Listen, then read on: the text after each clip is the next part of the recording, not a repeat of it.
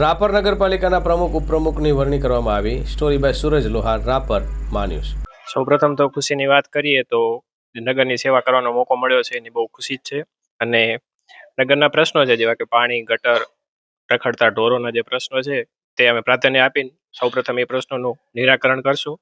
તેમ પ્રજાને કોઈ પણ પ્રશ્ન હોય તો ગમે ત્યારે વિના સંકોચે અમને ટેલિફોનથી અથવા રૂબરૂ મળીને ગમે ત્યારે પ્રશ્ન કરી શકીએ છીએ અને એનો અમે 100% નિરાકરણ કરશું.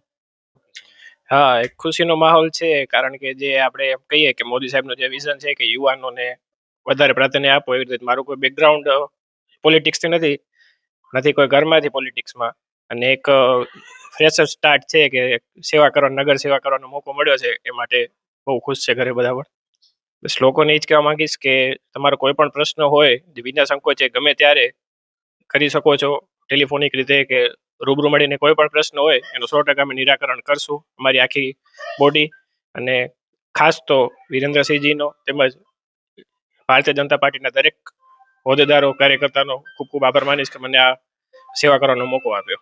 હા, રાપર તાલુકાની, રાપર શહેરની વાત કરીએ તો એમને બહુ સારી બહુમતીથી અમને જીતાડ્યા. ભાજપની 21 સીટો આવી અને બહુ સારી રીતે અમે કામગીરી કરીને જે અમને વિશ્વાસ મૂક્યો છે એ વિશ્વાસ ઉપર ખરા ઉતરશું.